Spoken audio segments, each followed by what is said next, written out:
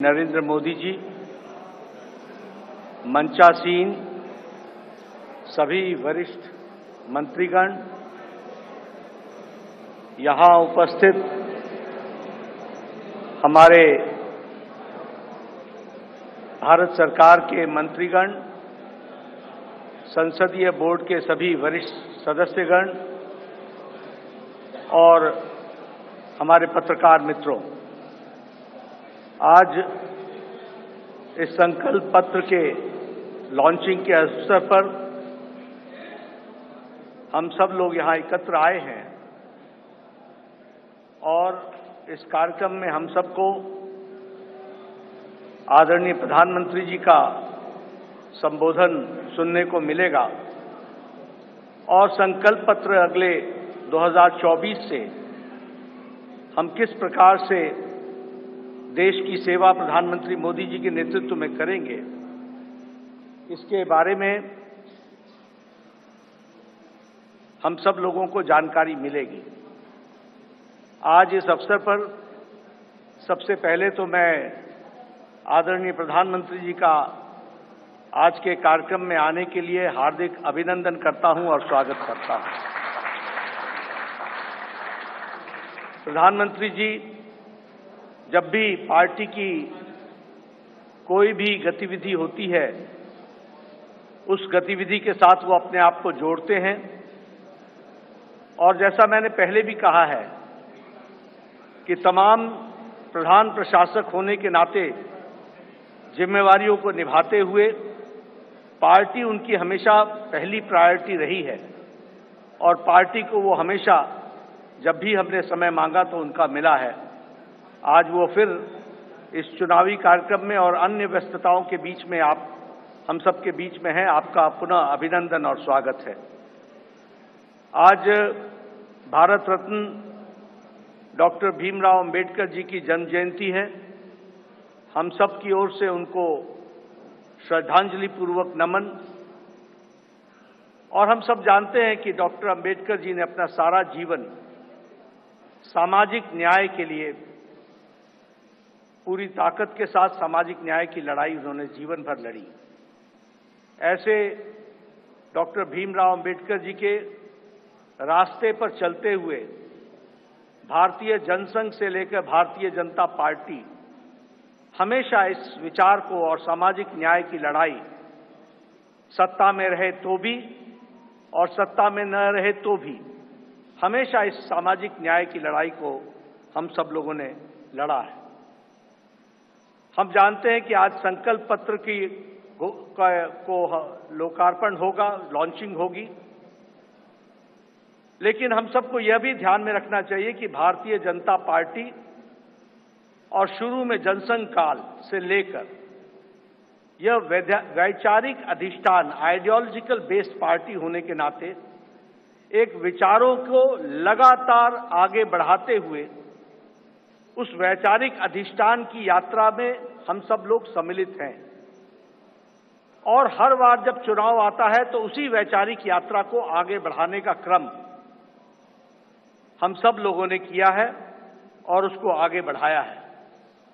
जिस बात को 1952 में श्यामा प्रसाद मुखर्जी जी ने कही, जिसे आगे पंडित दीनदयाल उपाध्याय जी ने आगे बढ़ाया, उस विचारधारा से हम कभी डिगे नहीं, हम उसको समर्पित रहे और उसको आगे बढ़ाने में हम सब लोगों ने भरसक प्रयास किया है।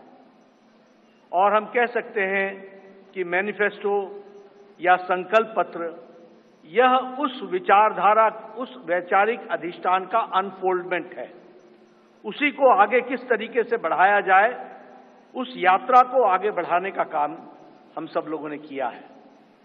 हम सब जानते हैं एक समय में हमने एकात्म मानववाद की बात कही, उसी को आगे हम लोगों ने जब हम सरकार में आए तो अंत्योदय के रूप में हम लोगों ने उसको स्थापित किया और प्रधानमंत्री मोदी जी ने उसको सरल भाषा में सबको समावेश करते हुए और सबकी भाषा में उसको सबका साथ, सबका विकास, सबका विश्वास, सबका प्रयास से जोड़ते हुए नीतियों को आगे बढ़ाने का काम किया। मुझे याद है कि 2014 में जब प्रधानमंत्री मोदी जी संसदीय दल के नेता सेंट्रल हॉल में चुने गए थे, तो उस समय उन्होंने बड़े स्पष्ट शब्दों में कहा था कि हमारी सरकार गरीब को समर्पित है, हमारी सरकार गांव के विकास को समर्पित है, हमारी सरकार जो समाज के अंतिम पायदान पर खड़ा व्यक्ति है उसको समर्पित है। और उसी को कार्य रूप देते हुए 2014 से एक लंबी यात्रा करते हुए पिछले 10 वर्षों में प्रधानमंत्री मोदी जी के नेतृत्व में देश ने इन सारे आयामों को बखूबी जनता को, गांव गरीब की चिंता करते हुए उसको आगे बढ़ाने का काम किया है। मित्रों, मैं यहां एक बात और भी कहना चाहता हूं कि जब देश की जनता क्लियर मैंडेट देती है तो नतीजे भी बड़ी स्पष्टता के साथ आते हैं। हम सब लोग जानते हैं कि 2014 में प्रधानमंत्री मोदी जी के नेतृत्व में हमारा वोट शेयर 31% पहुंचा, 282 सीटें हमने लोकसभा की जीती। और 2019 में प्रधानमंत्री मोदी जी के नेतृत्व में हमने अपना ही रिकॉर्ड तोड़ा और हमारा वोट शेयर 37.3% तक पहुंचा और हमारा वो सीट शेयर 303 सीटें हम लोगों ने लोकसभा में जीती। हम ये कह सकते हैं कि इस क्लियर मैंडेट को प्रधानमंत्री मोदी जी ने गांव के लिए, गरीब के लिए, वंचित के लिए, दलित के लिए, हमारी महिलाओं के लिए, हमारे युवाओं के लिए, हमारे किसान भाइयों के लिए और हमारे वंचित भाइयों के लिए उनको समर्पित किया। और उसी तरीके से अगर मैं गांव की बात करूं तो आज गांव, मैं यहां प्रधानमंत्री जी थोड़ा समय जरूर लेना चाहूंगा, लेकिन मुझे याद है 1993 में मैं पहली बार विधायक बना था। उस समय हमें अपने विधानसभा क्षेत्र में लगभग 90% के गांवों को घूमने के लिए पैदल जाना पड़ता था। आज हम कह सकते हैं कि ग्रामीण सड़क 3,80,000 किलोमीटर की ग्रामीण सड़कें बनी हैं, ऑल वेदर रोड बना और ऑल वेदर रोड के माध्यम से पक्की सड़कें बनी हैं। आज हमारे इलाकों में कोई ऐसा गांव नहीं रहा जहां हम पक्की सड़क से पहुंच नहीं सकते हैं। यह बदलता भारत की तस्वीर हमने देखी है। उसी तरीके से अभी 60,000 नए गांवों को पक्की सड़कों से जोड़ने का काम हुआ है और ऑल वेदर रोड्स बनी है। कभी हमने कल्पना नहीं की थी कि गांव का सशक्तिकरण होगा, कभी गांव में भी कोई ऑप्टिकल फाइबर पहुंचेगा, लेकिन आज मुझे खुशी है कि आपके नेतृत्व में 2 लाख पंचायतों को आपके नेतृत्व में ऑप्टिकल फाइबर से जोड़ दिया गया है और उनको भी इंटरनेट फैसिलिटीज के साथ जोड़ा गया है। 5 किलो गेहूं या 5 किलो चावल या 1 किलो दाल ये देने की व्यवस्था की। आज उसके कारण हम ये कह सकते हैं कि लगभग 25 करोड़ लोग, भारत की आबादी आज गरीबी की रेखा से ऊपर उठ करके अबव पॉवर्टी लाइन में आ गई, बिलो पॉवर्टी लाइन से निकल गई। ये भी हमारे ध्यान में। और इंटरनेशनल मॉनिटरी फंड के अनुसार अति गरीबी भारत में अब 1% से भी कम हो गई है, 0.08%, 7% पर लाकर के खड़ा किया है। उसी तरीके से आवास योजना मैं यहां बार बार सुनाता हूं और मुझे वो बार बार इच्छा भी होती है बताने की, क्योंकि वो धरातल की सच्चाई थी। एक समय में हमारे यहां हमारा ब्लॉक डेवलपमेंट ऑफिसर आके बताता था कि एमएलए साहब, आपके यहां एक पंचायत में 2 इंदिरा आवास योजना मिली है, 2। अब बताओ इसको किसको दें? और मेरे लिए प्रश्न उठता था कि ये किसको दें, क्योंकि एक अनार 100 बीमार मैं किसको दूंगा? मैं बीडीओ साहब को कहता था कि आप ही तय करो कौन से मापदंड पर आप दे सकते हो। लेकिन आज 4 करोड़ प्रधानमंत्री आवास योजना में पक्के घर बन गए और आगे भी इस कार्य को आगे जारी रखा गया है। उसी तरीके से महिलाओं की चिंता की बात करें, आज जनधन खाते में 50 करोड़ में से 55.5% जनधन खाते महिलाओं के नाम पर खाते खुले हैं, यानी महिलाओं का सशक्तिकरण हुआ। यह भी हमें ध्यान में रखना चाहिए। उज्ज्वला योजना ये योजना आप सब लोग शहर में रह करके आपको लगता होगा हाँ गैस का सिलेंडर मिल गया, लेकिन ये इतनी ही छोटी कहानी नहीं है।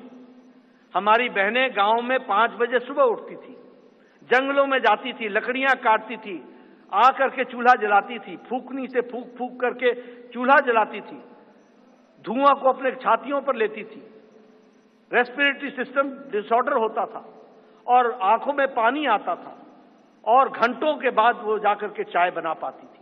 आज 5 मिनट के अंदर गैस के चूल्हे के कारण नारी सशक्तिकरण किस तरीके से हुआ, इस उज्ज्वला गैस के कारण, और 10 करोड़ से 11 करोड़ 10 करोड़ सिलेंडर्स इस तरीके से और गैस के कनेक्शन दिए गए। सबसे बड़ी बात है, मुझे याद है, मैं बताना चाहूंगा, जब मैं छोटा था और जब मैं कभी भ्रमण पर सुबह सुबह निकलता था तो मैं देखता था कि गांव की बहनें झुंड के झुंड सिर्फ अपने दैनिक नित्य क्रम के लिए नेशनल हाईवे से होते हुए गांव और खुले में उनको शौच जाना पड़ता था। दैनिक जीवन में अपने इस तरीके का जीवन देखती थी। सूर्योदय और सूर्यास्त का इंतजार करना पड़ता था। आज 11 करोड़ इज्जत घर बनाकर 11 करोड़ बहनों को इज्जत देने का काम और life with dignity, human dignity, women dignity, इसकी चिंता अगर हुई तो वो प्रधानमंत्री मोदी जी के नेतृत्व में हुई है, वो भी हम सबके ध्यान में है। जैसा मैंने कहा, आज हमारा वैचारिक अधिष्ठान क्लियर मैंडेट के क्लियर रिजल्ट्स होते हैं और क्लियर मैंडेट आपने दिया, उसका क्लियर नतीजा निकला और वह नतीजा ये है, हमने 1951-52 में कहा एक देश में 2 निशान, 2 विधान, 2 प्रधान नहीं चलेंगे। हम 1951-52 से ये बात कह रहे थे, लेकिन आपने क्लियर मैंडेट दिया और 2019 के 6 अगस्त को धारा 370 को एब्रोगेट कर दिया गया, धाराशाही कर दिया गया। प्रधानमंत्री मोदी जी की इच्छा शक्ति ने उस कार्य को पूरा किया है। मुझे याद है कि पालमपुर का प्रस्ताव पारित हुआ था कि हम राम मंदिर बनाने के रास्ते को प्रशस्त करेंगे। ये पालमपुर का रेजोल्यूशन था और पालमपुर के रेजोल्यूशन से लंबी यात्रा हमने की और हमने वो भी दिन देखे जब कांग्रेस के वकील खड़े होकर के न्यायिक प्रक्रिया को रोकने का प्रयास करते थे और ये कहते थे कि इससे भारतीय जनता पार्टी को फायदा होगा। उनको देश की चिंता नहीं थी, उनको रामलला की चिंता नहीं थी, उनको भारत की संस्कृति और गौरव की चिंता नहीं थी। वह वोट बैंक की राजनीति करने वाले लोग उसमें अड़ंगे लगाते रहे, अटकाते रहे, लटकाते रहे, भटकाते रहे। लेकिन प्रधानमंत्री मोदी जी के नेतृत्व में वह रास्ता प्रशस्त हुआ और भव्य राम मंदिर 22 जनवरी को आपके कर कमलों के द्वारा वह आज रामलला वहां विराजमान है और उनका प्राण प्रतिष्ठा आपके 10 दिन के अथक कार्यक्रम और अनुष्ठान के बाद आपके कर कमलों द्वारा हुआ, वो भी हम लोगों ने देखा है। ट्रिपल तलाक, 3 तलाक, कोई सोचता नहीं था कि इस विषय को टच करेंगे, कोई इस विषय पर चर्चा भी करेंगे। सुप्रीम कोर्ट से लेकर के समाज के सभी वर्ग मानते थे कि प्रधानमंत्री मोदी जी की फिर से इच्छा शक्ति और आप सबका सहयोग, 30 साल से जो कार्य नहीं हुआ वो 3 दिन के अंदर प्रधानमंत्री मोदी जी ने नारी शक्ति वंदन विधेयक को पारित करके और अगली बार लोकसभा में 2029 में हम 33% सांसद हमारी महिलाएं बहनें होंगी, यह भी हम देखने वाले हैं। इस तरीके से मैं मजबूत नेतृत्व का एक प्रमाण और एक विषय जरूर आपसे चर्चा करना चाहूंगा। यह कोविड जब आया तो शायद यह शताब्दी का सबसे बड़ा पेंडेमिक था। दुनिया नहीं जानती थी कि इस पेंडेमिक से कैसे लड़ा जाएगा। दुनिया के नेतृत्व भी नहीं जानता था कि इस पेंडेमिक से कैसे लड़ा जाएगा। आपको पता है, बड़े बड़े विकसित देश अपने निर्णय प्रक्रिया में वह भी डमाडोल हो गए, वह भी लड़खड़ा गए, वह भी नहीं तय कर पाए कि मानवता जरूरी है या अर्थशास्त्र जरूरी है, आर्थिक विषय जरूरी है या मानवता जरूरी है, ह्यूमैनिटी जरूरी है या इकोनॉमी जरूरी है। और बहुत से देश, विकसित देश, लॉकडाउन लगाएं कि नहीं लगाएं, लगाएं कि नहीं लगाएं, इस बीच में वो पेंडुलम की तरह डोलते रहे। लेकिन प्रधानमंत्री मोदी जी का नेतृत्व, मजबूत इरादे, दूरदृष्टि, इस बात को ध्यान में रख करके उन प्रधानमंत्री जी ने कहा, जान है तो जहान है, और लॉकडाउन लगाया।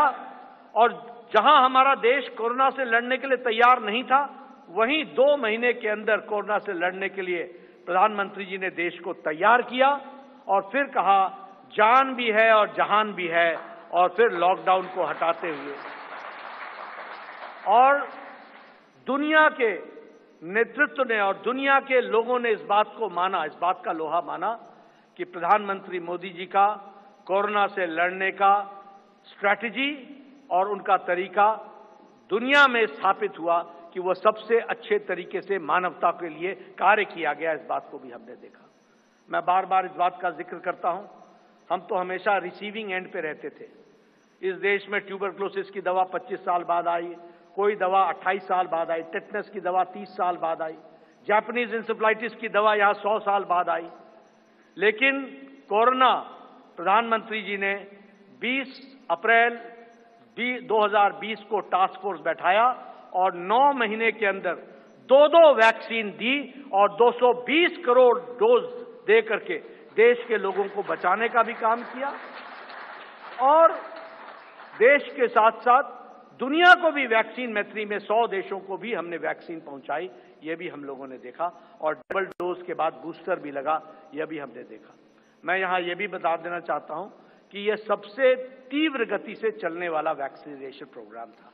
220 करोड़ की जनता को डबल डोज लगाना, यह सबसे तीव्र गति और डिजिटली इसको सपोर्टेड प्रोग्राम रहा, यह भी हमने देखा। मित्रों, हमारे अभी आदरणीय राजनाथ जी मैनिफेस्टो और संकल्प पत्र के बारे में आपके सामने सारी बातें रखेंगे, लेकिन मैं इतना जरूर कहना चाहता हूं कि 10 साल इस बात का प्रमाण है कि देश ने इस बात को माना है कि मोदी की गारंटी पूरी होने की गारंटी है, इस बात की गारंटी।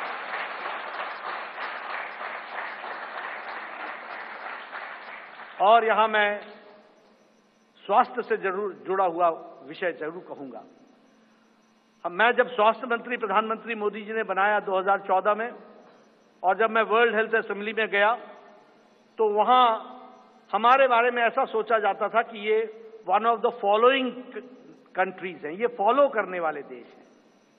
और उस समय बात चल रही थी यूनिवर्सल हेल्थ कवरेज की, यूएचसी की बातचीत चल रही थी। हमने भी नहीं सोचा था कि हम यूएचसी में कभी कुछ कर सकेंगे, लेकिन मोदी जी ने आयुष्मान भारत, ये सबसे बड़ा हेल्थ कवरेज प्रोग्राम, 50 करोड़ लोग, 50 से 55 करोड़ लोगों को 5 लाख रुपए का हेल्थ कवर गंभीर बीमारियों से लड़ने का, और आज वो सबसे बड़ा हेल्थ कवर प्रोग्राम बन गया दुनिया का, वह भी हमने देखा। और उसके अगली बार जब मैं वर्ल्ड हेल्थ असेंबली में गया तो सब ने कहा please tell us something about Ayushman Bharat. तो ये एक हमने दुनिया के चित्र पर भी देखा कि कैसे भारत को आगे बढ़ाया गया, बढ़ा है मोदी जी के नेतृत्व में। इसलिए मैं एक बात फिर कहूंगा कि आज जो संकल्प पत्र आदरणीय प्रधानमंत्री मोदी जी जिसके बारे में जिनका हमें संबोधन मिलेगा, वह एक लंबी छलांग भारत को, विकसित भारत को पूरा करने में अपना पूरा योगदान करेगा, यही मुझे पूरा विश्वास है।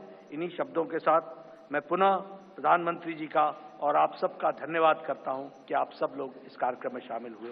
धन्यवाद।